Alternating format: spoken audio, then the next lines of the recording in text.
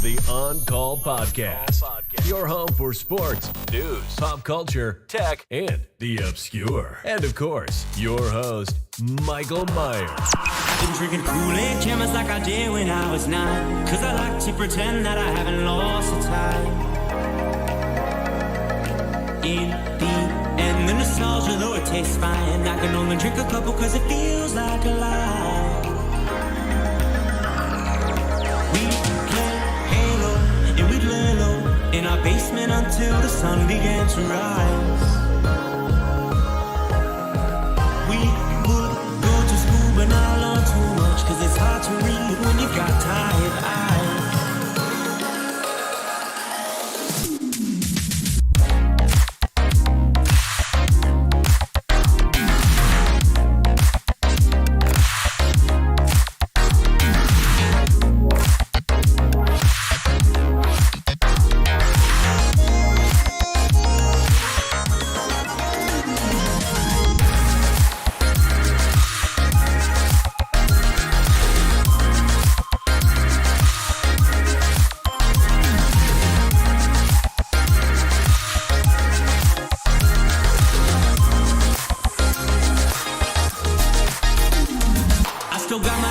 They've been with me for some time, and it's nice to know that they still by my side. Friends are like stars, cause no matter how far, when it's dark outside, they will be your light. We played Halo, and we'd lay low in our basement until the sun began to rise. We would go to school, but now learn too much, cause it's hard to read when you've got tired eyes. Months go by, the time it flies, past the days that we drink Kool-Aid in the summertime. Years go by, the time it flies, past the days that we drink Kool-Aid in the summertime.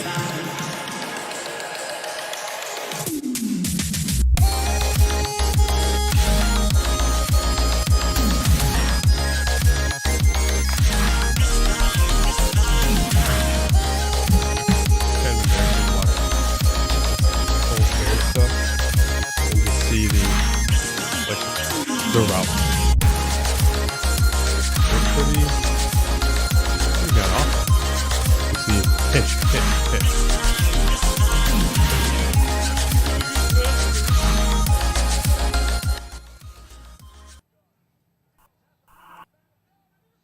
Go figure, yeah. Man, this is.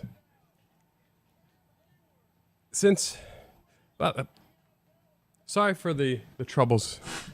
So. Is it working? Yeah, we're live. Stream health is good. Woo. Video's actually working this time. There's no...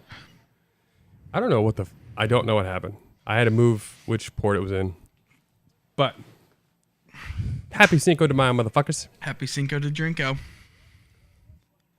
So today... You're free to have one. It's made with Cuervo tequila. Oh, I didn't even know, but I got limoncello. Kind of Cinco de Mayo-esque. No carbs. No. Yours doesn't. Olive Bangs don't, I don't think. Yeah, no carbs. 4.5% alcohol. No. 90 cals. So, it's got no sugar in it. No artificial sweeteners. Gluten-free. Yeah, it's all that good shit. That's pretty much all I can drink doing the diet. Now, I anticipate that I'll get fairly buzzed. All I've had today was 2 tablespoons of sensational chicken salad from Publix. And 5 strips. Well, no, it's 5 halves. So 2.5 pieces of bacon. That's it? Yeah. How are you not starving? You get used to it. I had to kick into high gear because... What do you have, like 14 calories? No, because there's actually 2 keto shells with it too, so I can tell you exactly how much I've eaten today was 385 calories. And yesterday I had 600 calories. Because over the last couple weekends, because we've had like events and shit, when you do that, you can't like get. I don't want to be that guy that's just like watching people eat. So I do that, and now I would gain like 3 pounds over the weekend because I'd binge, and then be back down a half a pound or a full pound by the weekend, and then binge again. I was like essentially yo-yo dieting by the week. So last weekend, we had all the like the Easter candy left over, so I had some chocolate.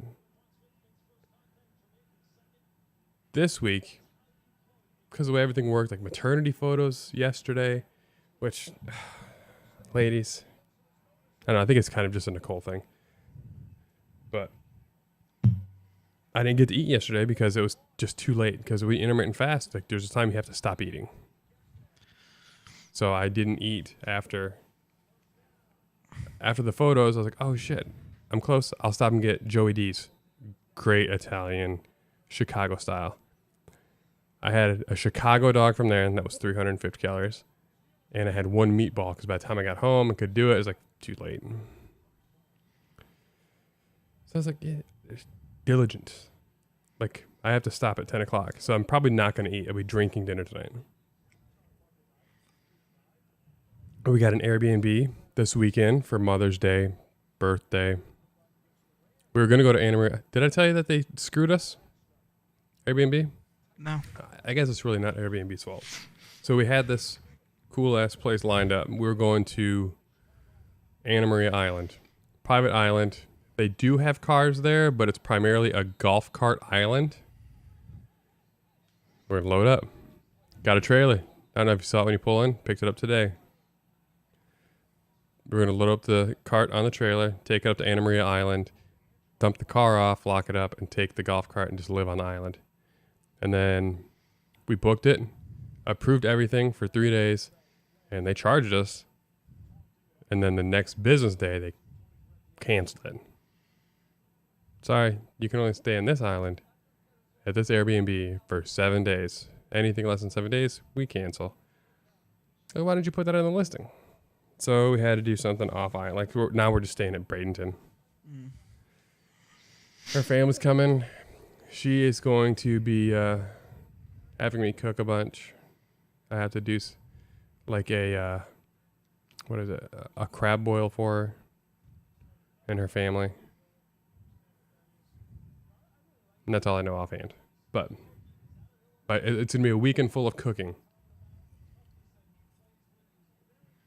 And we put the hitch on the car, and apparently they messed it up. Nicole said her tailgate's messed up. So like when it lifts up, it's fine. When it goes back down, like it catches the tail light now. Because when you put a hitch in, you have to hook it up to the wiring. Otherwise, the trailer won't work, and it won't have brake lights and shit on it. I was like, I don't know. I don't think they did that. But then I looked it up, and they did.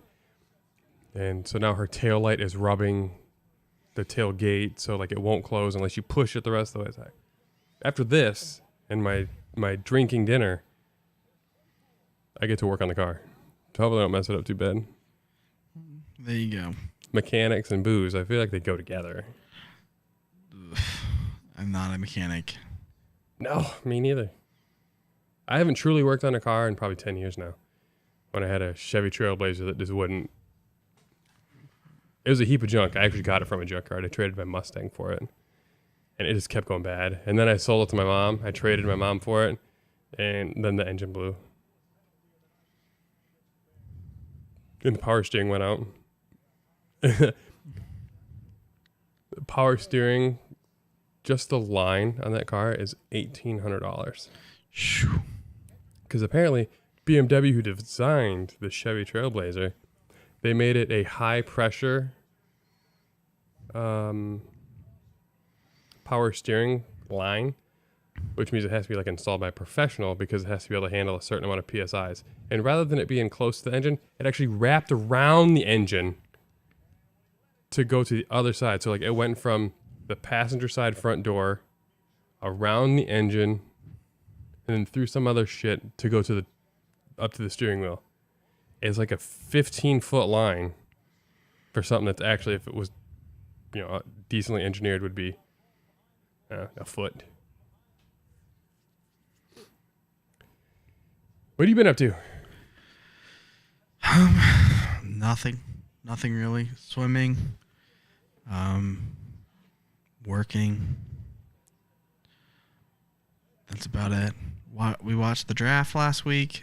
I continue to watch it on Saturday. I'm pretty stoked about the draft. I'm ready for football to begin. You too, huh? I'm ready. Can't wait for football to start. Here's a question. If they announce Trubisky starting week 1, I'll be very disappointed. I think he will. I really don't think so. Savvy vet, man. He's a savvy vet at this time. That's fine, but it's just that's not today's NFL. Rookie start right away now. Not if you're Matt Nagy. Pat Mahomes didn't start. Nagy. All right, Patrick Mahomes is a different situation. They were a 14-2 team with an established QB. Pittsburgh has an open competition this year. They've already announced.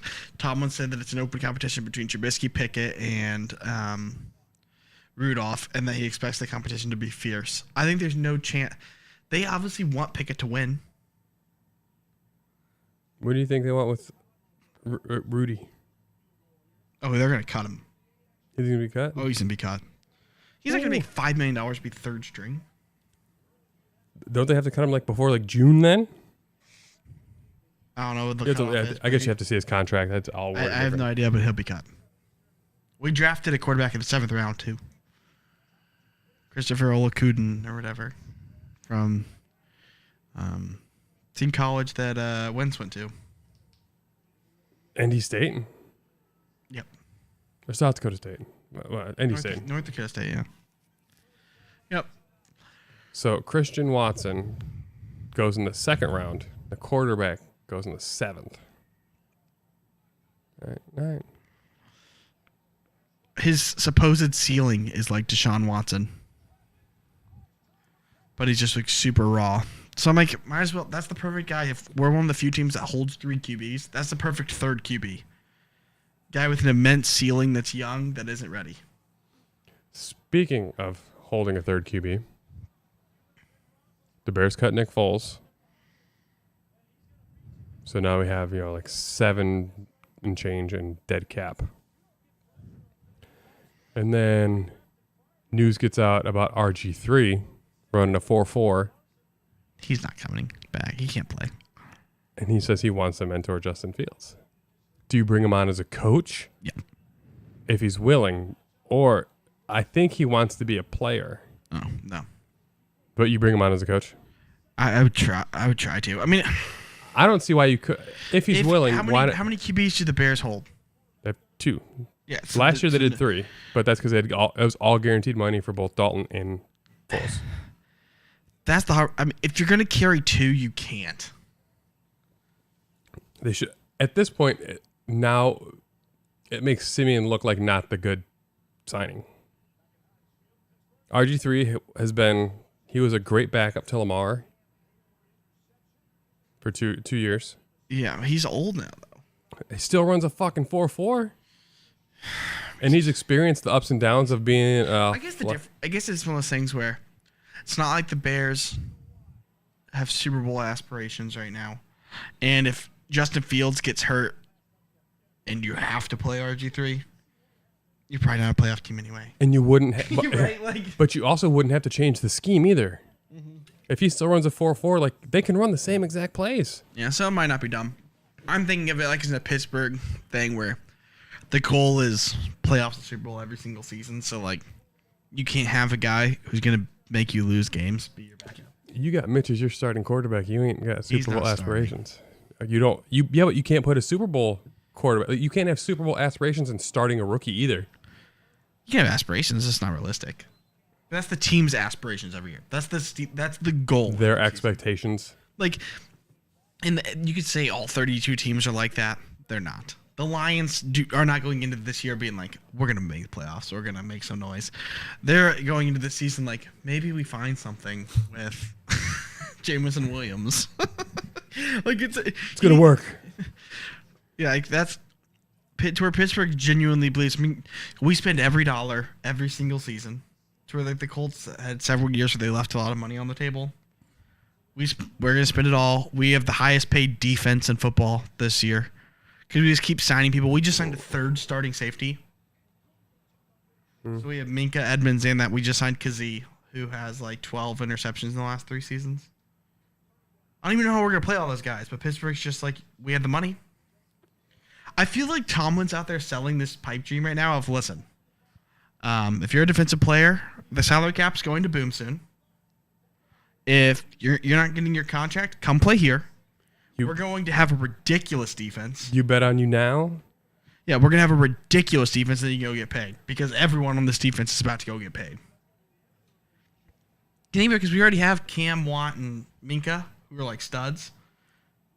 And then now we're adding people to like our defense is good last year and we have 4 defensive linemen who are out. That probably should have been a penalty. He was giving himself up. Looking back. Yeah, that was close. I don't know. That could have definitely been called. And no one could have. No one would have been like, how was that called? Because, I mean, I realized. Never mind. Hindsight. In fast motion, it looked bad. And it was helmet to helmet, but like, I think Fields actually initiated. They both initiated, yeah. They knew what they were doing. Never mind. It's funny how often in sports that happens too. Where you watch something in fast motion, you're like, that was such a miscall. And you watch it and you're like, exactly right.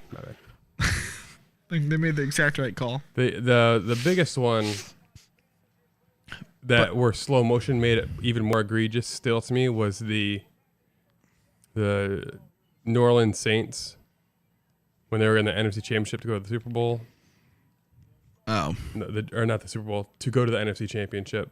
The same, I think it was the same game with the Vikings. Is that where the hardcore running back wheeler route hit him way early? I think it was running back. No, I don't even know. I don't remember exactly. I remember the play. I remember them being really screwed, but I don't remember it exactly. Here's hoping Robert Quinn has another great season. But yeah, the Seahawks also, like, we went and signed, like, we signed Matthew Slater, Gunnar Olszewski. Like, we're out here, like, getting, like, special teams specialists. Like, we're getting deep at defensive line, linebacker, corner, safety. We're just like, all right, we're going to be really good in all facets around whoever starts the quarterback. And I think that we built a team around Pickett to where he won't be demanded to do a whole heck of a lot. We got some new offensive linemen this year that are supposed to be specialists at zone blocking. So we can just run Najee. And then Matt Canada likes to do like end around runs and stuff. And we got Pickens and Calvin Austin, who's lightning fast. There's a lot of talk about the Bears not going for Pickens. But like Austin, Najee, and Deontay are the type of people you want for a rookie quarterback. Wait, which Austin? Calvin Austin, the third. Oh, the third, yeah. I was saying those are the type of guys you want to give a rookie quarterback. The kind of guy you can throw the ball 2 yards and get 60. He's a lightning in a bottle. But like Najee, Deontay, and Calvin Austin are all guys who will be yak monsters, which is huge for a rookie. And then you have Freiermuth as a safety valve, and then Pickens and Claypool for contested catches. I mean, he's got weapons to use. To me, it's Matt Canada, our offensive coordinator. This will be his second season. It's put up or shut up time, though. Why is it put up or shut up, though? Because like now he has another new QB. No, I'm not saying you have to average like 30 points a game. I'm saying we need to see if your system works. Your system has to work. With Ben, it was extremely capped. He wants a quarterback to do bootlegs and stuff, and that ain't Ben. I don't know if you watched last year. But it's like asking like an oak tree to do a play action bootleg. That's not him. Pickett's mobile enough to do bootlegs and stuff. So schedule comes out when? Next Thursday. 5th. Okay. 12th. Yeah, he has the offensive players around him though for us to test his scheme. We'll know if it looks clunky at the NFL level because it's never been done at the NFL level what he wants to do. He wants to put like 8 guys in motion every snap, do like double reverses, handoffs to Deontay, handoffs to Pickens, handoff to Austin, handoff to Claypool. I mean, that's the kind of plays he wants to run. I imagine there's going to be a lot of That's double reverses are hard to get. I hope you're. We did it last year. They were extremely successful, but he wasn't move people around so much, and it was just caps last year with Ben because Ben's so stationary that it just was kind of weird. But yeah, that's the goal. So to me, I'm like, it's all right. We're gonna see if you look clunky or. That's a player I was real sad to see go there. Is Jakeem Grant. Yeah, didn't get much credit in his years in Miami. Comes to Chicago. It's hard to see special teams people leave that you like. Especially when he went and did his offense and had just some really outstanding plays. We haven't had a good returner in Pittsburgh since AB. You know, I said Ray McLeod was like first in the NFL in punt return average last year, but I think his long was also like it was flash. Yeah, he was just so consistent. He just got 10 yards every time. He wasn't like the game breaker who might take it to the house. Perfect. And a rollout. And everyone thought the Bears should do rollouts. You should.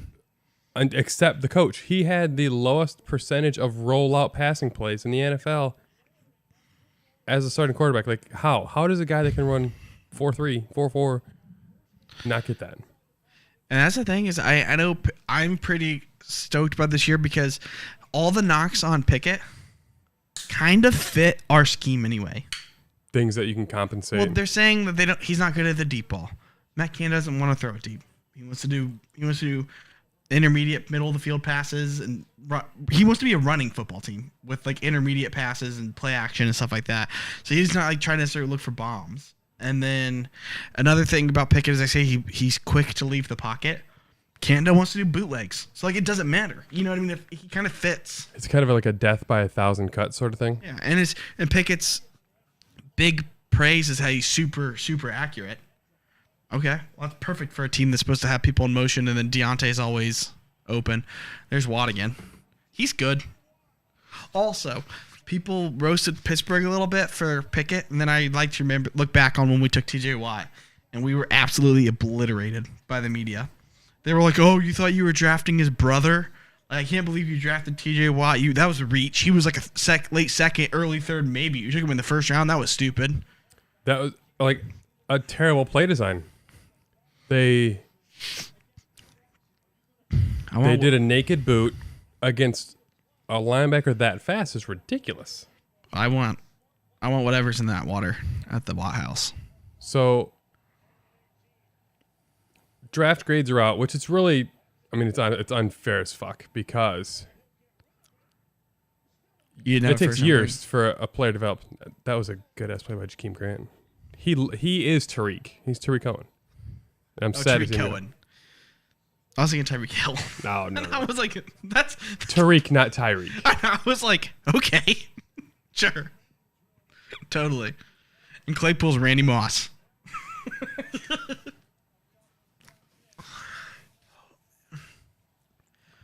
But regardless, there's a lot of draft grades out already.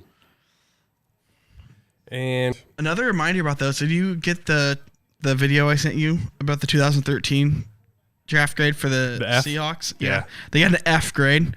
Russell Wilson in the third round was ranked the worst pick in the whole draft.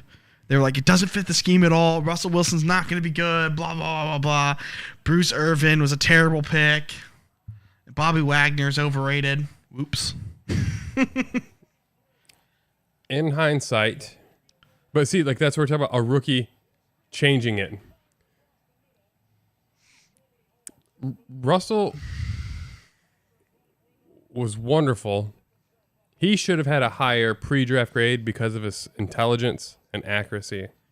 Well, back then, if you were under like 6'4", you just weren't seen his as a height quarterback. Ruined his draft prospects. Matt Flynn, who the Seahawks spent huge money on before the season, had a really good game once. One good game against the Lions. Yeah. 5 touchdowns or 6 It was like a 55 to like 49 game. It was absurd. It was a ridiculous game. Of two trash teams just going at it. It was trash. Pat O'Donnell with the kick. So, Bears-Packers, one of the oldest rivalries in sports. Pat O'Donnell played with the Bears for like 8 years, 9 years. and then went to the Packers. How do you look at that player then? Like, if you are a Bear for your whole career and then go to the rival. And it's gross because it's like Big Brother. It's like being a Clipper forever and then going to the Lakers. It's like, come on. Really? Or like if the Browns, back when they were terrible, a Brown became a Steeler. Joe Hayden. I forgot.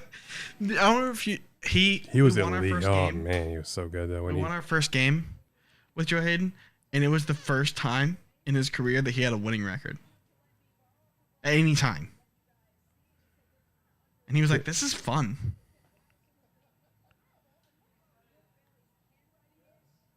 Whose is that?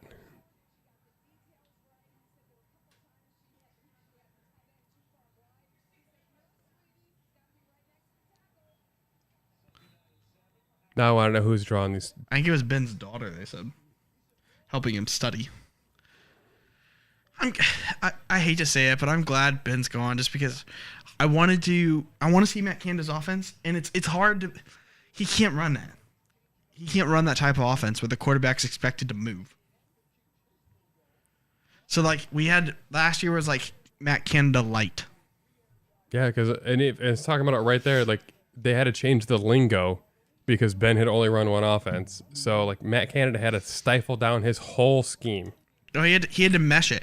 And that's what Rudolph had said in the offseason. He said, I'm excited for next year. He said, because we're going to run Matt Canada's offense. He goes, last year, we just did a hybrid of what Ben was comfortable doing and what Canada wanted to do.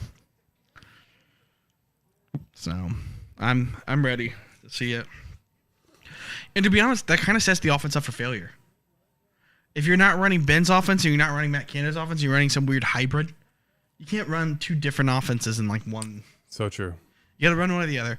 It's like what happened with the Bucks, with the Arians Brady stuff. Yeah, it failed them straight to the Super Bowl. No, they quit running Bruce Arians stuff at all. They just ran Toms that year. Probably should have. But what I'm saying is like you can't meet halfway. You have to go full-fledged into to one of them. Never make a mistake half speed. Exactly. And that's the cool thing about this year, though. No one's going to not buy into Canada's scheme. Everyone in our offense is freaking 12 years old. Like, especially if we roll with Pickett, everyone's a child. Yeah. I don't know if we have anyone over, like, under 24 on offense. I know we'll have Najee and Pickett, Fryermuth, Claypool, Deontay, Austin, Pickens. Will all be under 25. And then Daniels is under 25. Moore's under 25. Kendrick Green's You're really kind 25. of you guys took it. We're all. You're Bears light. You got Mitch Trubisky. You got James Daniels. You took everyone's consensus Bears pick in the second round, George Pickens. Yeah, I don't know why you guys didn't. I was happy you didn't take him. I told you for a while I had Pickens circled at 52, like months and months ago. I was like, yes.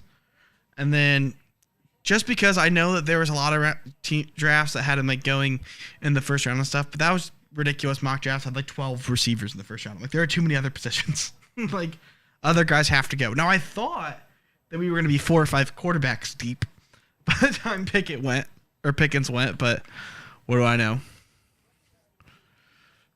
I didn't know there'd only be one. I saw an article saying that Pittsburgh should have taken Pickett at 52, and I have a couple problems with that. One, you don't would know have he's gonna never be there. known that. Two, you don't know that now. He wasn't available for picks 21 through 51. No one could pick him because he was already taken. Just because people didn't take Willis or Ritter until 74 and 86 or whatever, doesn't mean that Pickett wouldn't have been taken by someone earlier. Someone else might have had Pickett every high. Yeah, every team values every prospect differently. Exactly. You know, like what if I don't even know. What if the Colts were like, if he's left early second, we're taking Pickett, and then he was gone, and they were like, we don't like Willis at all. You might love a dude as a third round pick, but if someone in the second, in the midway point, thinks that he won't be available the next time I pick, you take him early. So it's not a reach if he fits your value 32 teams, that's a lot of picks between picks. And I kept getting annoyed when people were saying stuff like, oh, this is a weak quarterback class, so you can't take one. It's irrelevant. Only one of them has to be good, and it has to be the one you take. I mean, that's just how it goes. They can't all suck. And the more I read about Pickett, the more I'm kind of glad we took him over Willis. I was sold on Willis because he's the most athletic, and he had the best Wonderlic score, and all, like stuff like that. But Pickett was the most accurate. His mechanics are flawless, they said. So I'm like, the thing is, like, the knocks on him is his arm isn't super strong, and he has small hands. That's like there was a weird stat about hands too, about being. They're the smallest of any NFL quarterback ever. He's gonna have to wear 2 gloves every game, and so like the big knock on that is he might fumble it easier. Justin Fields has big hands. If you get absolutely like 12 demolished times by a defensive lineman, you might fumble anyway. I mean, right? Like that's kind of how it goes. And so like, I just find it interesting though because. The only knocks on him are arm strength and hand size. Everyone else is like, other than that, his intangibles are great. He makes great decisions. He's extremely accurate. I'm like, that sounds an awful lot like a quarterback to me. Like he checks every box, but except the underwear Olympics thing. Exactly. And so like the more I read about that, I'm like, good. Like to me, that sounds kind of like I don't want to necessarily throw these names out because I understand it's not the same thing, but like. Tom Brady's the perfect example. One of the best quarterbacks of all time, and he does not look good in his underwear in the draft. His underwear Olympics. He's faster now, I think, than at his draft day. And that's the thing. It's like there's so much more that goes into being an NFL quarterback than just raw athleticism.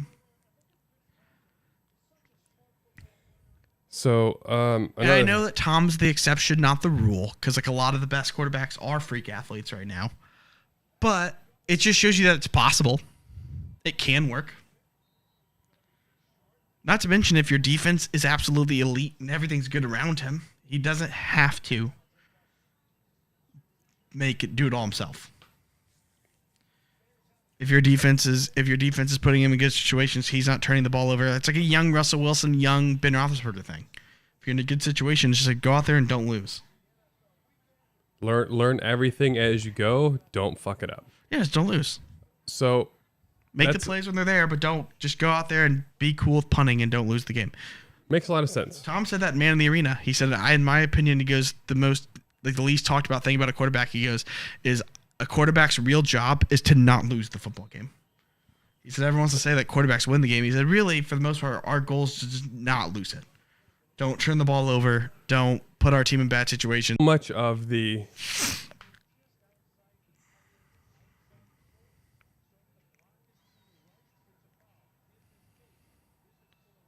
yeah, Tom did that for like a decade where he wasn't throwing 40 touchdowns.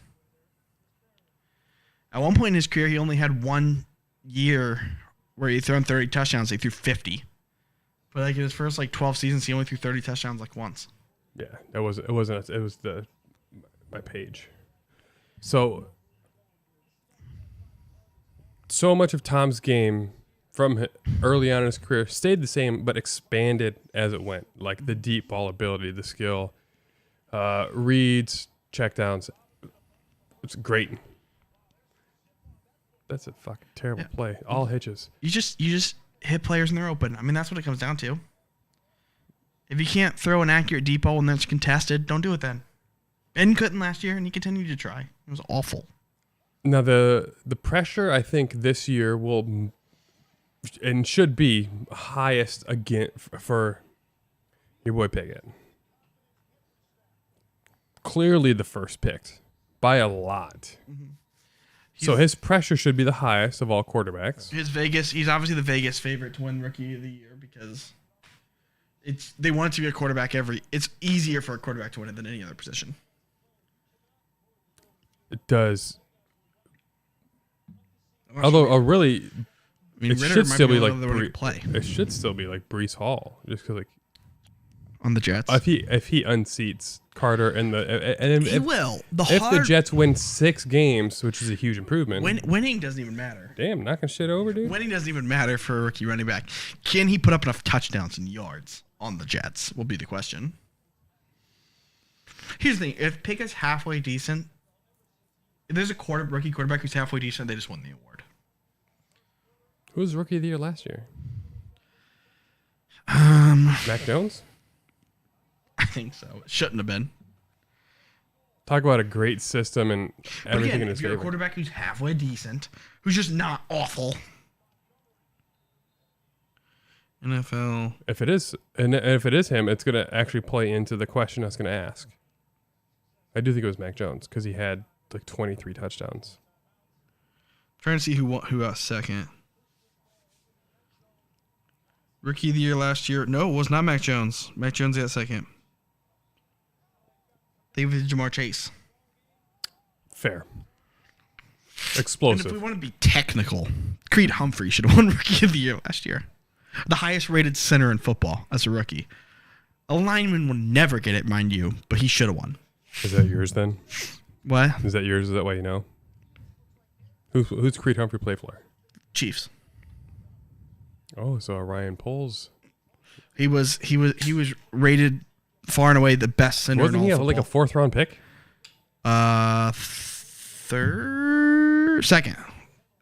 Late second, I think. Ryan Poles rebuilt that entire offensive line and went offseason. He was someone who completely was heavily changed it. projected to be a Steeler, and we went Najee.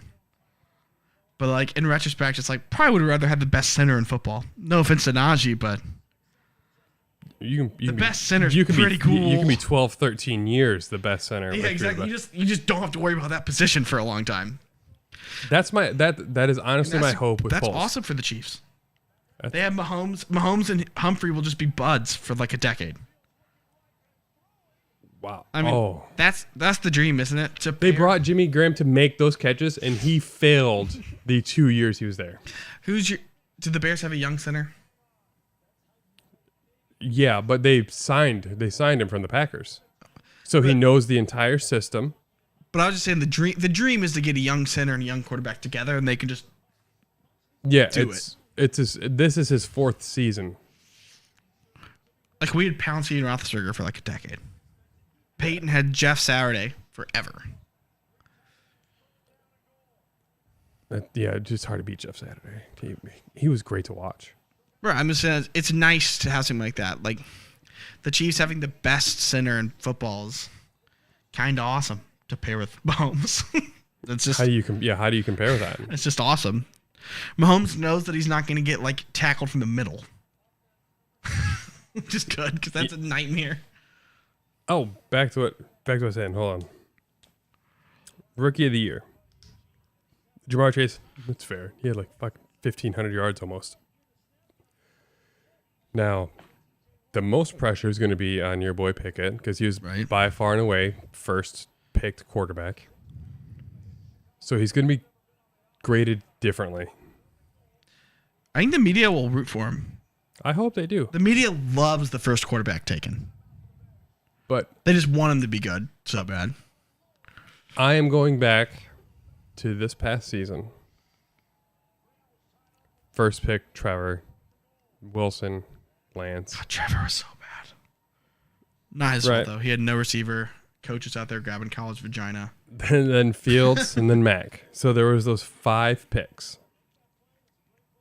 We still don't talk about Davis Mills because he was a 3rd rounder and he played out of necessity more than anything else.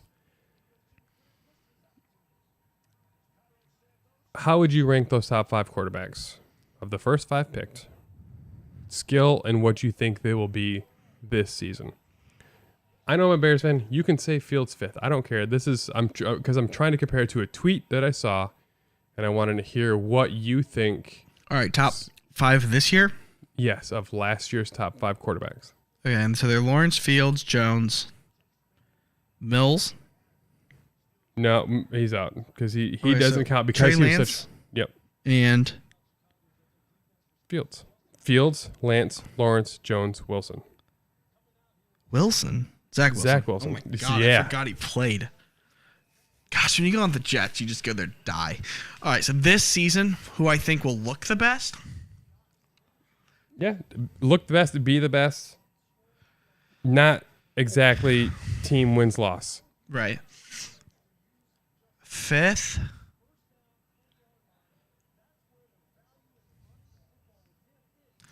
Man, Mac Jones is so hard to rate. I just think he's destined to be so mediocre. Okay. I think he's destined to be like Kirk Cousins is a ceiling. Like I don't think he has like a ceiling of like amazing. I'm with you. He won't look, that's the thing is he won't look terrible because he's not going to be asked to do a lot. Mm-hmm. But he won't necessarily look good either. So he's hard to rate because obviously any of those other guys, if they start looking good, will just jump him.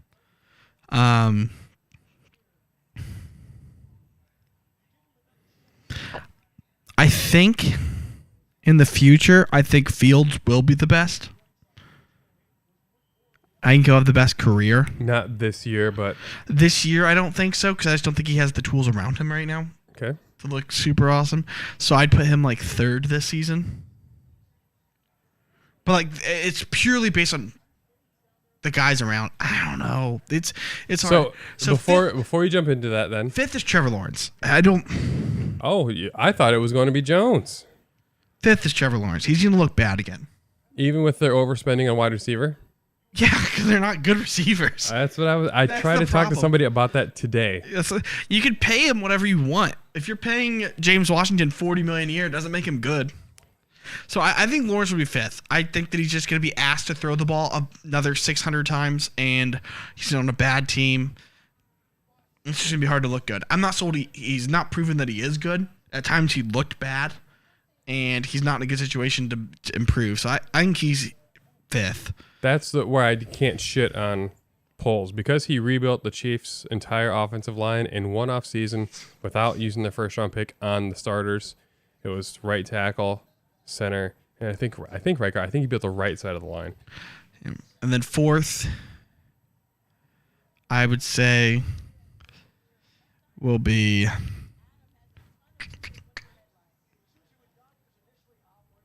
Trey Lance. That's 4? No. Yes. No. That's where I am. I am at 4. He's tough. Only because I read Insider Report today He's saying 4. that the scouts and the assistant coaches have been underwhelmed by his ability to process the playbook. I think he's going to be 3 or 4. I think that Mac Jones will be the other one. It'll depend. So it's 3, 4. It'll depend what Lance's legs do for him. And again, like, is Debo staying in town? If Debo stays in town, I think he can make it work with Debo and Kittle and Ayuk. I think he's just in a good situation. So I think he would be 3rd in that scenario. I think I'd put Fields 2nd. I think Zach Wilson's going to look the best this year. They could. He absolutely could. They gave him weapons now. Yep. They had a great draft. They gave I feel like they had an A+ draft. They gave him But They gave him an offensive lineman. They gave him a tight end. They gave him Garrett Wilson. He has Breece Hall. He has Michael Carter. He has Elijah Moore. He has Corey Davis. He has things, and he's out of excuses now. He looked good at the end of last year. He's out of excuses now. Like he was bad at the beginning of last year, but you got to also remember he was a rookie. Elijah Moore was a rookie. Michael Carter wasn't playing, and Corey Davis was on IR. It's real. What's he supposed to do? Rookie learning a new system that wasn't like a BYU spread. Jamison Just throw Crowder's your best receiver, and your offensive line's trash. Go win us games. He can't. So he was my favorite quarterback coming out too. I really liked Zach Wilson. I hated the landing spot. I wanted him to go to Jacksonville instead of the Jets because I think the Jets are a freaking nightmare. But they don't have Adam Gase anymore. So but like Jets will always be little brother. Yeah, but with Breece Hall, with Michael Carter, with Elijah Moore and Garrett Wilson, and they drafted Trey McBride, correct? Yes. No. Go ahead. Trey I just realized Trey McBride went to the Cardinals. I'm seeing it right there on my screen. Can we scroll down to the Jets picks? Hold on. We will. That's this draft. The Jets? Yeah. Just because I thought they drafted a tight end.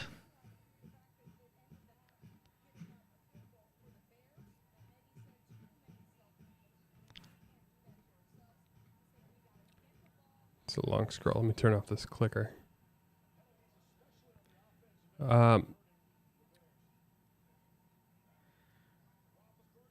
Jamie Rucker's the tight end. Even better. Even better. Two touchdowns in the national championship. Yeah, I mean, I just think that, again, they drafted only one offensive lineman there, and it was late. But to me, Garrett Wilson, Breece Hall were two of the best offensive weapons in the draft. Listen, I'm with you. We agree almost exclusively on that. I think it's an unpopular opinion to think that Zach Wilson is going to be the best looking sophomore this year. So we don't get paid to make our No, but I think people ideas. forgot about him. Is I think a big part of it. I think people just forget. Take a look at Dan Orlovsky's Oh, he has Zach Wilson at 1. Tier 9. 9. I realize as a Bears fan I'm biased, but I don't know if someone showed more glimpses of greatness than Justin Fields, because I got to watch the bad. I got to watch the Browns game. I got to watch all that. And then I got to watch the Niners game and to watch him work magic. And we watched this Pittsburgh Steelers game together and watch him work magic and lead comebacks. Like, I mean, in fairness, it's a different question. It says who's set up to have the best season. He probably is last. Or him and Lawrence are last. I don't think he said to get last. Well, I'm just saying, he's not saying Because he look the doesn't best, have it's he saying doesn't set up. He doesn't have the so he didn't get the number one wide receiver. Bears didn't have a number one pick. No, The Bears no. at the start of the draft. I'm not blaming them for 5. that. I'm just saying that they don't have receivers. Their offensive line's not amazing. Their running back's good, not like game breaking. It's top 10. Yeah, I'm with that. But I'm just saying, like, I don't think that they don't have McCaffrey or Kamara, like someone like that that you just basically a receiver also. So I get what they're saying. I think Lawrence and Fields have the worst offensive weapons. I truly think that third round pick, Velus Jr., is going to open some eyes. And I'm not afraid to admit it because so many Bears fans are apparently also like YouTubers. So like they'll upload all 22 footage, and it's just like this guy led the nation in yards of separation. He led in yak in the nation, and his biggest knock was that he was 25 at graduation and not 23. Okay, I'd probably put Fields 4th as in the best setup around him. Because it was an early draft pick. And then I'm not knocking the Velus Jones. I just think that the Jets have a lot of good weapons. I think that the 49ers have a lot of proven weapons with Debo and Kittle. The rookie quarterbacks, I think the Bears are the only ones too that didn't have a first round pick and started with the fewest picks. And I'm not blaming the Bears for it. It takes time. I'm just saying, as far as Mac Jones is set up well because he's not going to be asked to do anything. They're just going to hand the football. They took 2 running backs. The Patriots did. I have no idea what's going on. So they have that aside, Stevenson and Damian Harris, and they still drafted 2 more running backs. The fuck that fucking Dane Orshitsky said tier 1, tier 2, and tier 9 is bullshit. Yeah, that's ridiculous. I think Lawrence and Fields are in similar situations. As far as I don't think either of them are set up super well. But I think Fields will look good despite not having a good setup because I think he just is good. Already, what's been signed from free agency, draft, and the UDFA period, the Bears have 47 new players. Yeah, and that's a lot of turnover. And you have a new head coach and a new offensive coordinator. Again, why is Lawrence? Why does he think Lawrence isn't better set up to succeed? I don't think Christian Kirk is amazing. Who's the other wide receiver they paid way too much money for? Chark? Nope. He's a Lion.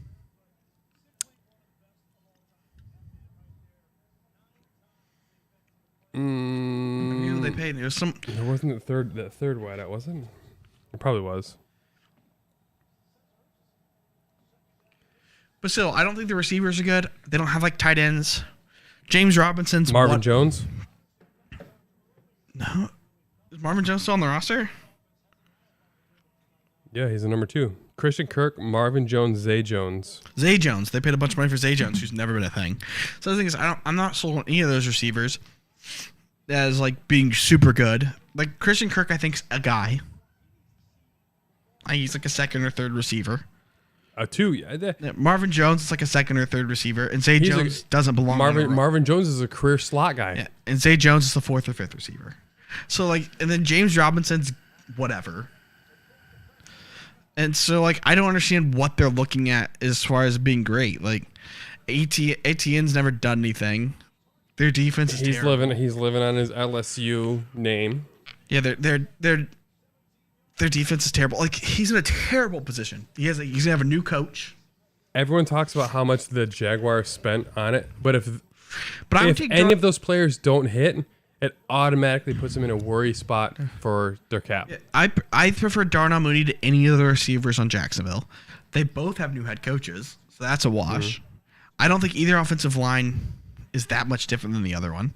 The Bears' defense is better than the Lions' defense. I don't, especially with those picks. Yeah, I don't understand. I mean, Lions' defense, the Jaguars' defense. I don't get it, man. I just don't. I'm curious. I really am. The Bears switching back to the Tampa 2 Lovey system, but you know what, I think is going to be great for them. That Dan Orlovsky tweet is what annoys me about analysts. They will just... You have to make the number one overall picks. The number one overall picks. The people who are so steamed coming out of college. Trevor Lawrence is the most perfect prospect since Andrew Luck. Blah blah blah blah blah. They just will give him the benefit of the doubt for 6 years. Yep. He could be beautiful. He could be bad for 5 or 6 years, and they'll just be like, "It's not him." It's like Andrew Luck. Andrew Luck to me was severely overrated by the media. His QB rating was always like 20th. Yeah, it was always 90. Not good. He would throw like 3 picks in the first half, then come back, and they'd be like, "Oh, what a comeback by Luck!" I'm like, maybe if you didn't throw 3 picks, 2 of which returned to the house, maybe you wouldn't have had to come back. And yeah, and then the thing is, pure talent wise, yeah, probably did it because he had just like great arm strength, super intelligent, and highlights don't equal a good player. Correct. The biggest thing is like Peyton is so rare. The way he transcended a worthless team, made them the winningest team of an entire decade. When he was gone, they were a winless team. They thought Andrew Luck, well, next guy up. So like, but again, it's Andrew, just when he inherited a great fucking team. And that's the only thing is maybe they won't like pick it like that because he wasn't seen the same coming out of college. But when you're seen as like the second coming, they will just give you benefit of the doubt for so long. They give Baker Mayfield the longest leash. And he's just hashtag not good. Yeah, hashtag chip on my shoulder as a... Hashtag not good. You know what? Again, this weekend, fuck you, Gwen. Talking about Justin Herbert being, chip on his shoulder. Nobody... Every time when she goes in that tirade about, so underrated. Joe Burrow. Oh, that's it. It was Joe. She says Joe Burrow has a chip on his shoulder, unlike Mahomes. Bitch. I was like, he was number one overall pick, started right away, national championship, broke all the college record. Heisman Trophy winner. What an underdog. What to win the Heisman, break all the college passing records. Oh, but you don't know about his high school life. Like, it doesn't fucking matter. That's like calling LeBron James an underdog. Exactly. Like he had a crappy childhood. He had no dad. He lived in the hood. What an underdog. Athletically, no. Athletically, that dude was built to be a freaking athlete. If he was a gang member, he would have beat the shit out of everybody. The opposite. Steph's an underdog. Davidson. Small, undersized. And he was, I think, was he a son of an NBA player? Was he his brother? Second round pick? Or he was like a 23rd pick in the first round? I believe he was picked like 15th, actually, I think. I think it was like a lottery pick, and it was just one where like wasn't expected. Everyone's like, "What a reach!" because of the NCAA tournament. But his brother also really good because you know what? It turns out that if your dad played in the NBA for a decade, that he was 7th, yeah. Yeah, so if your dad played in the NBA for a decade, you get proper training on how to play in the NBA. Isn't that crazy? It is so almost weird. like if you watch baseball, there are some guys out there, like I don't know. Vladimir Guerrero Jr. That ain't bad. Vlad Jr. Oh, yeah. Andrew Jones' son is about to be the number 1 overall pick this next season. King Griffin Jr. was decent. Cal Ripken Jr. was good. Barry Bonds. Barry Bonds. I don't know if you remember who Barry Bonds is. Oh, I guess it wasn't panned. Steph Curry is an A. New York fans were really, really mad about this pick. On the flip side, perfect for Golden State. Best shooter in the draft for the shot-happy Warriors. It's a match made in heaven. Bleacher Report fucking nailed it. But I don't know if you remember Barry Bonds, the son of Bobby Bonds. I've heard of him. Yeah, he was good. It's almost like when your dad was a professional athlete. You could be good too. Cam Hayward's dad played in the NFL. You know. Peyton Manning's dad played. His brother. It's really not that rare anymore. Oh, do you realize that Fernando Tatis Jr. is decent. who else was in Steph Curry's draft class? That was a fucking shit. It was a bad slide too. That doesn't help. Dude, you got to learn how to slide correctly if you're gonna be mobile. Get RG3 in. Get RG3 in there because he does know how to slide now because he learned. He slides like sitting up. So like, where's the defender? His knee go? always digs into the ground. It's like he dives. He's too vertical. Like the defender tries to pull up, but he can only pull up so high. Yeah, he does stay sitting up. He turns his back, which he did in college too. It's why he got. But again, it's like Sutton. Like you can only pull up so high. It's you why like do a front flip over the guy. He broke his fucking ribs in the Clemson game because of that. Do you know who else was in Steph Curry's draft class? I have no idea. James Harden. That was a good pick too. That was like 6th overall. No. 4th, 3rd. You know who else? Let's do it this way. Who had the first overall pick? The first overall pick was the Clippers. Blake Griffin? Correct. Boy, did he not live up to the hype. And he was good. That's the funny thing. It's like he's one of those players who was good, but he was just like expected to be something that he wasn't. I have to scroll a long way here. Who had like the number 2 pick? I'm trying to remember because Grizzlies. I'm gonna see if anyone like failed at the Grizzlies. Tyreek Evans? I have to scroll. I haven't got there yet. I don't feel good about that. It was a hindsight draft. Oh, it didn't even show up. So it wasn't a good pick. Oh wait, original selection: Hasheem Thabit. He was supposed to be like the defensive guy. The guy. He was supposed to get like 6 blocks. That did not work out. Okay. Number 3. I don't Oklahoma like. All right. City. So far, if you're like looking in retrospect, I don't blame either of those 2 picks for either of those picks. Or I don't think we're bad picks, even in retrospect. Blake Griffin was the pick. I mean, he didn't work out, but he was the completely pick. dominated. He played for what? Oklahoma. That was roughing. Might have been a little early for Thabit, but like I get the idea. Number 4. I just don't like drafting a guy number 2 overall who's not good offensively at all. Sacramento Kings. Was number 4? Who was number 3? We just said it was the Oklahoma City Thunder. Yeah, they drafted right. James Harden. And that worked. That wasn't a miss. No, that was a good pick. They've nailed it. So Russell Westbrook, James Harden, and Durant, 3 drafts in a row. Those were 3 years in a row. Their picks. So at 4 was the Sacramento Kings. Is that Tyreek Evans? I don't know It why. was I don't know why I Tyreek would Evans. put Tyreek Evans in that draft. That was him. They should have picked a Chicago Bulls superstar. Rose? A current superstar. DeRozan? That's not. I mean, those aren't misses. Tyreek Evans again made perfect sense coming out of college. At the point, yeah. I don't blame anyone for not taking Steph because he was super undersized. When he went 7th, people were like, "That's early." He didn't have that same ball handling, he was a chuck and duck guy, and he just played for Davidson, so like you couldn't really look at him and be like, "Oh, he was beating the best of the best." Yeah, he was ahead of the curve of the 3-ball.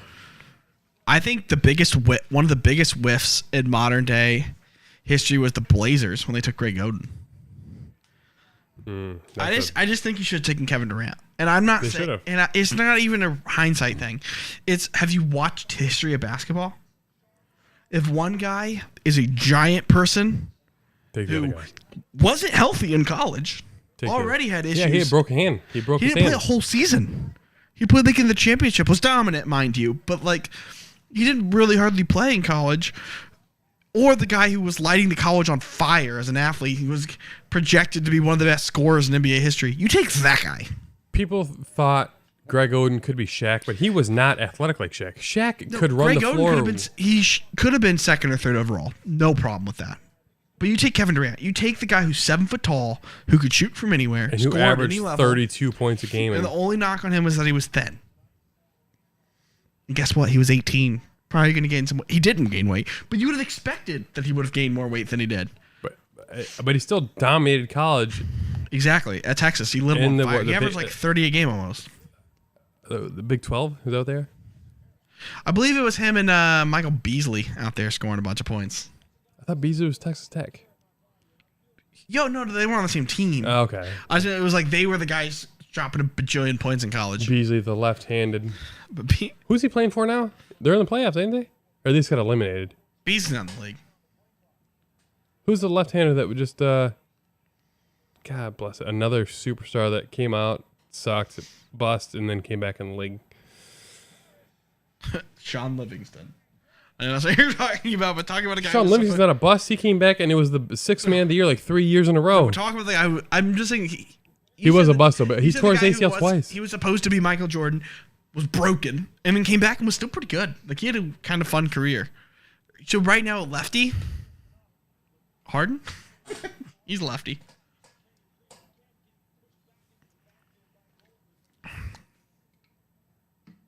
Shit. Stupid Google.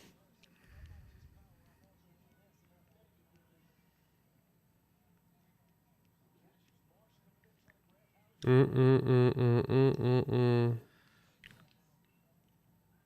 who is that fucking 6th? He's like a 6th man.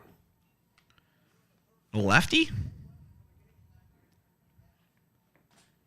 I'll get there. Well, Conley's still holding up.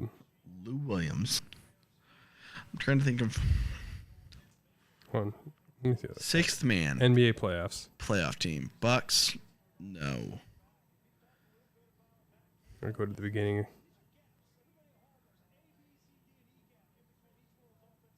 Hawks? Bucks? Man, I'm going to find this. I'm going to find it. Celtics? Heater's still in it. That's not it. Yeah, it's Heat, Sixers, Celtics, Bucks, Grizzlies, Warriors, Mavericks. Playoffs, round 1. Mavericks, Suns. Not the Mavericks. The Mavericks are out. So he's an old guy now? He's older, yeah.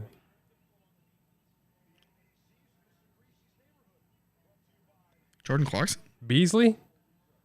Malik Beasley? Nope, that's not him. That's different than Michael Beasley. Michael Beasley's who I was thinking of, I think. Michael Beasley can't play anymore. Hold on. I'm still getting there. Don't give up on me yet. D'Angelo Russell. He's not old. I don't know. I'm just throwing out names at you at this point.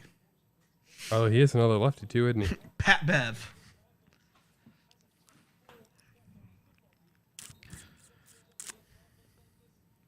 Maybe I got thrown off by dreads. Brandon Ingram. He's not old either. McCollum. Now I'm disappointed in myself. I'm very disappointed in myself. As I look at these players. No, I know it wasn't the Warriors.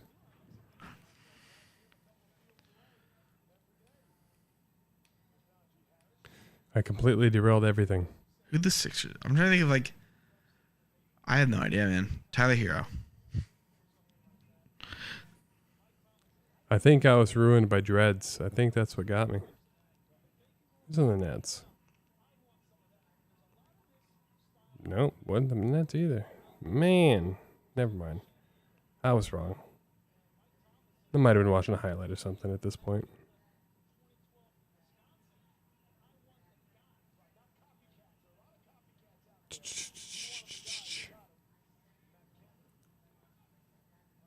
Enough of me holding back the show.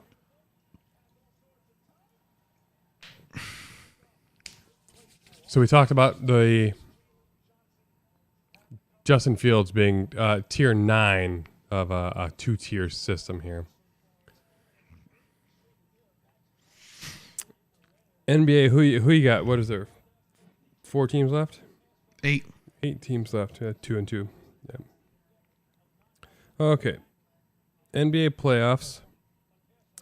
We have the Heat Sixers, Mavericks Suns, Celtics Bucks, Grizzlies Warriors. Who's advancing Heat Sixers? The Heat. They're about to go up 3-0. Easy. There's no Joel Embiid. 3-0. So then they can't win 4 straight. Still no timetable for return for Embiid either, is there? Yeah, he's out game 3 already, so it's over. Suns Mavs. Suns. Too good. Luka is he's looking outmatched against the team. Chris Paul, point guard, dude. Luka has scored 80 points in 2 games. But his team is not nearly as good as the Suns. Chris Paul, like every postseason, plays better than he's ever played before. Yep. It was crazy to watch him last night. It was just, he dominated the second half. I didn't hear Devin Booker's name until like 4 minutes left in the fourth quarter. I think those are the easiest 2 series to pick. Celtics Bucks. I think the Celtics take it. All right, I'm going Bucks. Again, I don't know why. It depends when Chris Middleton comes back. If Middleton's out for the series, I think they're in trouble. I don't think he is. I don't think he is either, but I'm saying if he's out for the series, I don't think they can win, but that'll be a close series all the way through. I think that it's going 7. I think the refs have a lot of power in that series. I think that series is going 7. I just do. Right. And then the last one. So I think it's going to be like Heat and 4. It might be. Suns and 4. Last one, Grizz Warriors. The Warriors will take it. I'm still taking Warriors. I feel bad that The Grizzlies are so fun. I have not adapted to the new NFL or NBA. I don't like that fun drive Dwayne Wade, Ja Morant ball. I just don't. That super athletic guard that just runs in like a suicide kamikaze. And Ja hit 5 threes last game, man. They challenged him. I realize that. I'm with you. That wasn't the point. It's the way he plays his ball in general, not just the last game. He hit a lot of threes. They challenged him. They let him. They were giving him open shots. He's hit threes both games. Ja's ceiling is different than Dwayne's was. And Dwayne Wade's one of the best 2 guards ever. But one of the worst 3-point shooters. Ja can actually shoot and he can pass. He's still young. He's relying a lot on athleticism, but he's like 22 years old. Like, let's cut through a little slack. He might not even be that old. I don't think he is. I think he's like 20. 21. Like,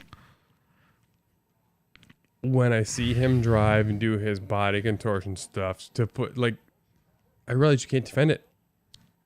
But when they call fouls when a defender jumps straight up and they give it to him, no one. Or like when he carries the ball, at that.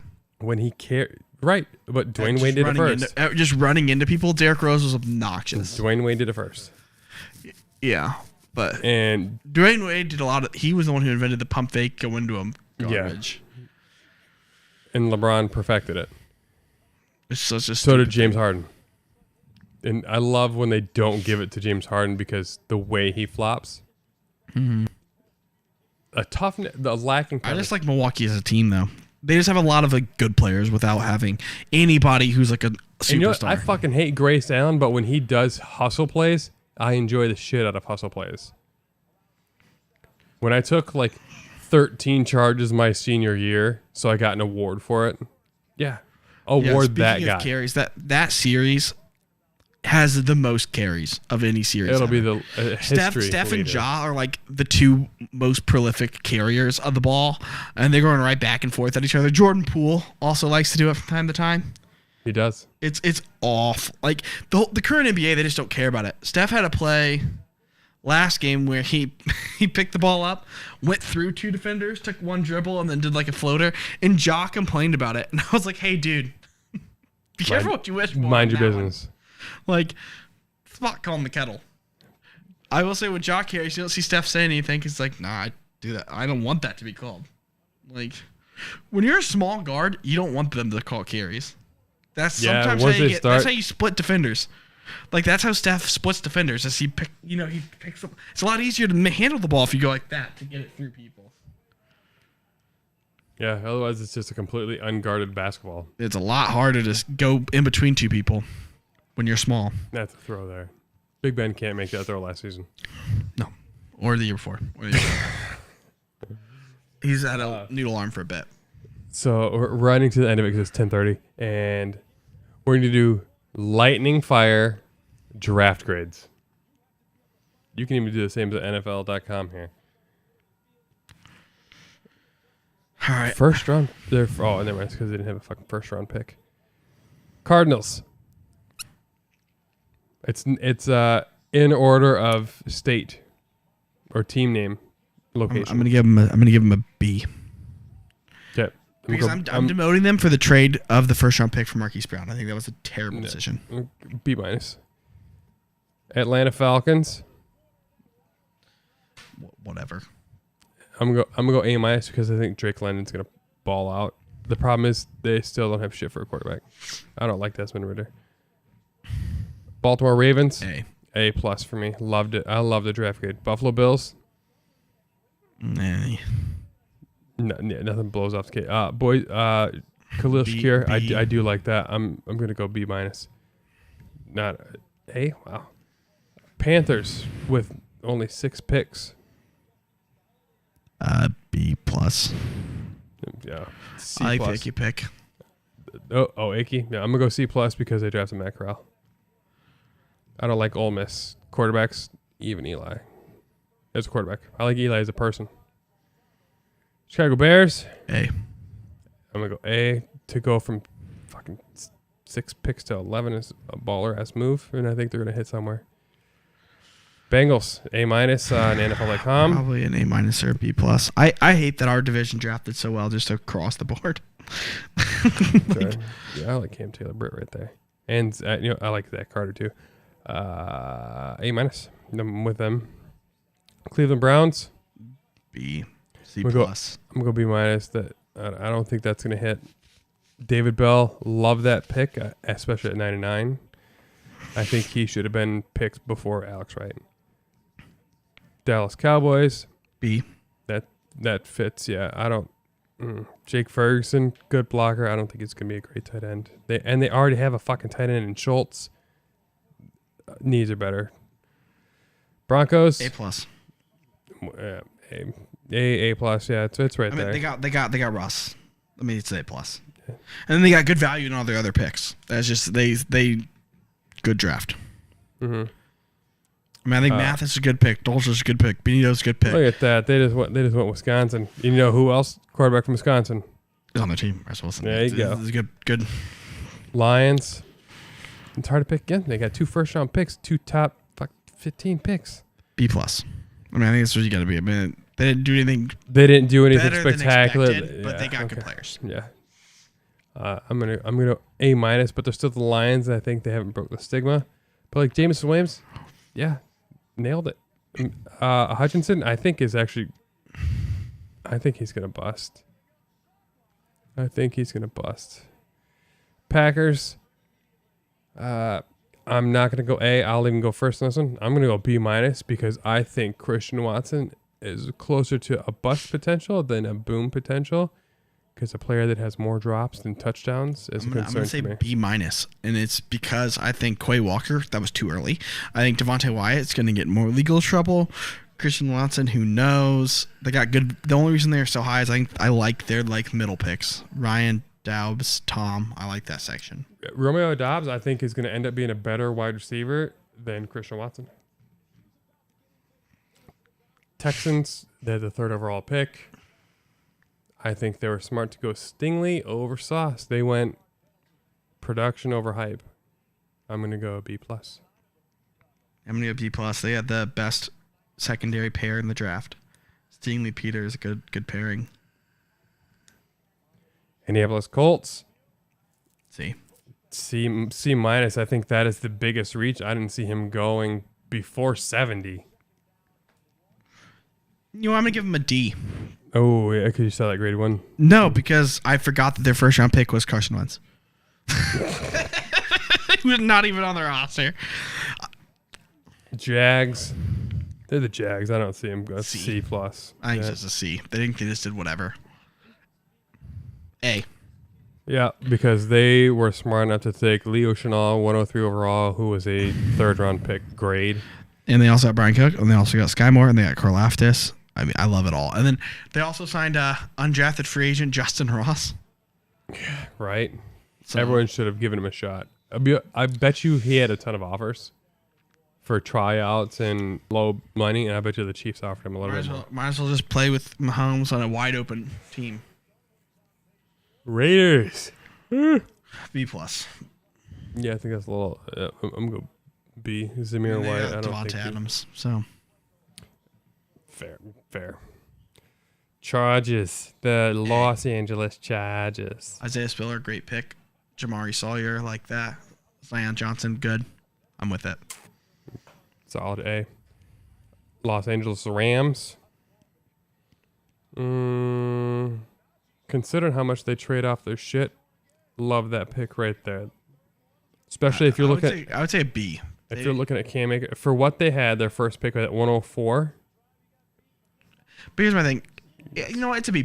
They got Stafford that won them a Super Bowl. And Von Miller, who helped them win the Super Bowl, is not there anymore. But I'm not a fan on just mortgaging their future. So does that mean that you have to give the Dolphins a much better grade because they got Tyreek? No. Because they have Tua? I just think that Tyreek's 30 years old and he's going to be $30 million a year. I think that's a different. They didn't win the Super Bowl. They traded for Stafford and Von Miller and it paid off. I don't think that Tyreek's giving them a Super Bowl. C-. Yeah. To me, it depends on like, are they moving the needle for you right now? Like, I don't think Tyreek is. All right. Vikings. A. Great draft. Good draft. Just smart. I love Scene. Very smart. I love Booth. You know what? Another new GM who it looks like was drafting for not just need, but the best player available at a need. Because they had the 28th ranked offense or something, or defense. That's not even on there. But they had the 28th at worst, I think. Ooh, Patriots. Well, yeah, because this was a reach. It was just gross. Tyquan Thornton went way too early. Marcus Jones, like that pick. Jack Jones, don't know who that is. Why'd they take 2 more running backs when they have Harris and Stevenson? I don't understand what they're doing. And James White. And then they took another quarterback. I don't understand what they're doing. And they'll find a way to make it awesome. Saints. Oh wait, you said what for the Pats? Just I'm giving him a D+. I don't like it. I think they reached. I'll go D+ with you. I was gonna go C-. Two running backs or quarterback make any sense right now. I'm gonna go with you D+. I was gonna go C-, but yeah, Saints. I'm gonna go B-. B, solid B. You know, I think Olave is legit. I think that alone, and I'm gonna give him I think Penny's gonna give him a D. Good. D. All right. I don't like trading next year's first in a better draft class and turning it into pinning. Fair enough. Giants. A. Good. I think that the fact those top 3 picks are solid. I think Thibodeau's gonna be a fucking monster.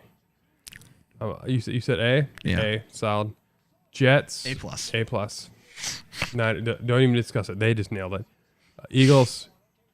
For only him fucking. I'm gonna give him a B+. B+. I like their draft, but like they took some guys who there's got to be a reason they were sliding. Oh no! Give me an A. A. I forgot about AJ Brown for a second. That's an A. Yeah. That's an A. Smart. Steelers, you gonna go A+ on that? I think if he booms, it's an A+. I think it's an A as it sits. If Kenny Pickett's the starter 5 years from now, it's an A+. You know, either way, I like Pickens. I like A+. Austin. I think Pickens going at 52 is a fucking steal. I didn't see him going past the Bears at 39. Calvin Austin in the 4th round is a steal.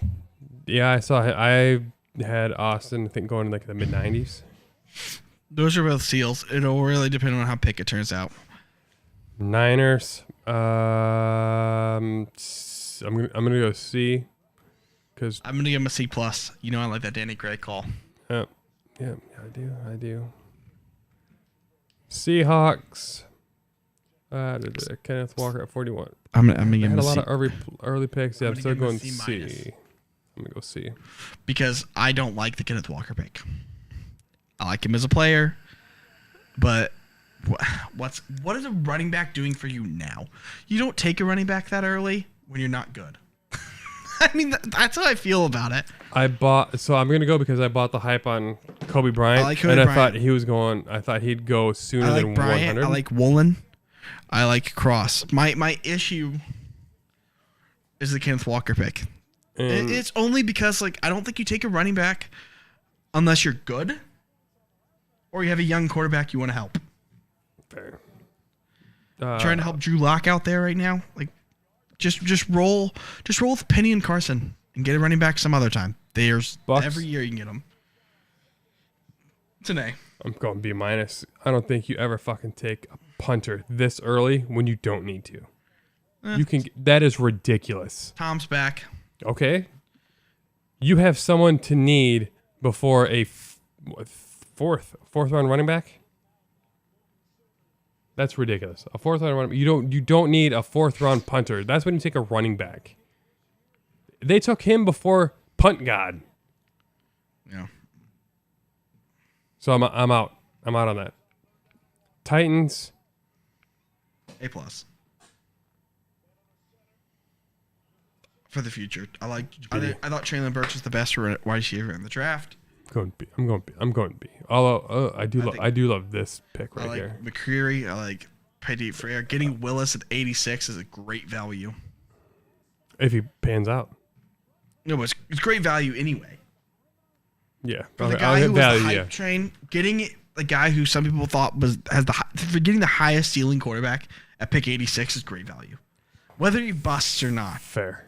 They didn't overspend on him. No, they got a free lottery pick. Commanders A minus. I think Jahan Dotson could be a fucking baller. Just on that whole draft. I'm not a Sam Howell guy. Fair. Man, okay.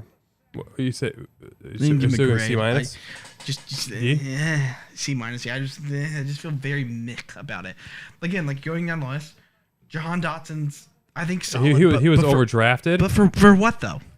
I would have preferred Traylon Burks because I think he was the best receiver in the draft. Fair. They already have McLaurin. I don't know what Dotson does for you at this stage. Brian Robinson, I don't understand the pick when you have Gibson. You swayed me. I didn't even look though. Yeah. Sam Howell, I just don't believe in.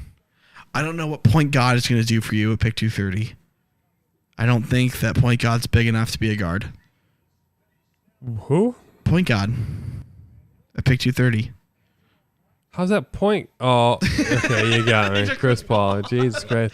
I said punt got I earlier. feel about a 37-year-old 6-foot man playing guard. I don't. Right, fair enough. Yeah, you swayed me. Go B minus. C plus. I just think the Howell's Those mid I just think picks. Howell's a throwaway pick. I don't. Those mid picks, I think, really mess it up. Like I said, I would have preferred other receivers over Dotson. And C. then We'll refer to this back. I'll write it down on the board. 5-5. We give our grades. So. All right. What'd you say? You said, man, you didn't even give a grade number, a letter, did you? I ended up getting him a C. Like I C. said, Yeah, we'll go it's just C. because, or C minus, just because I don't like the Sam Howell pick. I don't like the Brian Robinson. Again, Robinson pick, another perfect example of what I don't like in drafts. I don't think you take a running back unless you're good. You don't take a running back in the top 3 rounds unless you're good or you have a young quarterback you want to build behind. I don't know who their quarterback even is. It's Carson Wentz. And you already have Antonio Gibson. So I don't understand what the Brian Robinson pick's doing for you. Dotson, again, I think I preferred Burks, and then I don't like Sam Howell. So that's just when 3 of your top 5 picks I think are not good picks, it makes it hard for me to give you a good grade. All right, that's all fair. And then Fedarian Mathis and Percy Butler, I don't feel one way or the other about them. Yeah, that's swayed me. The mid picks, I'm with you. C at best. So we did all the grades. We did a bunch of draft talk. We're gonna finish up the last 8 minutes of this game. of the Bears Steelers together, and we're going to play some Madden. Congrats last week. You guys didn't see. He beat me for the first time. Truly beat me. Yeah. And next week is We'll draft discuss show. Or not the draft the show. The mini schedule. schedule and the mini. We're going to sit there and we're going to show how the Steelers will be on the road week 1. In Cleveland. Their first game the first game Watson plays will be It's against week 7? Steelers. So no, follow me on. It'll be week 7, or if we play the Browns week 5, be ready for that suspension to be reduced for 4 games. That's all. That'll be a telltale thing. That's fair. That's fair. Yeah. When we play him, if we play him week 6, be ready for him to get his suspension reduced by a game. But I feel confident about that. And there should be some news reports on the rookie mini camps. They start tomorrow. So we'll have a little update on whatever's going on in the NFL and the rookie mini camps. And my prediction for opening night, I'm going to predict Rams. Because, the Rams will be on opening night. Oh, I wish I knew who their home games are. I think it'll be an AFC team, Chiefs, Bills, whoever they play at home. Chiefs, Bills, whoever plays at home. Well, I think that the Rams play the Chiefs and the Bills next year. I think if the Chiefs are a home game for the Rams, I think that'll be the first game of the season. It would be Chiefs-Rams at home. And TJ Watt just got his 3rd sack of the game. Yeah, he does that. He does that. So, happy Cinco de Mayo. I hope you guys ate some fucking tacos for me because it's going on 11, so I can't eat. And I'm going to smoke this MFer and some Madden. We'll do. If you ever want to play me, just know we have to do best of 3 at random team picks. And the highest ranked Madden player I've ever beat was 13th in the nation. Anyway, hope y'all have a great night. And we'll discuss rookie mini camps for all 32 if we can. But Steelers Bears for sure. You guys have a saying in Here we go. that's your thing? Here we go. Here we go. Here we go. Steelers. Here we go. Pittsburgh's going to the Super Bowl. Well, my prediction for the Bears is turns out Justin Fields is going to be the biggest superstar the NFL has ever seen. David Montgomery is going to rush for 1,700 yards and 26 touchdowns this year. Oh my goodness. Darnell Mooney, 2,000 yards. And Roquan Smith is going to set the new record for sacks in a season. He's going to have 27. And the Bears will lead the NFL in turnovers on defense created. Middle linebacker, huh? You heard what I said. 27. Roquan Smith, 27 sacks. Jalen Smith will actually give a negative passer rating against all quarterbacks. Bears to the Super Bowl. They're going to beat the New England Patriots 67-3. Thanks for listening to the On Call Podcast. Check us out on Twitter at OnCallPod. Interested in being a sponsor or want to be on the show? Drop us an email at oncallpod@gmail.com.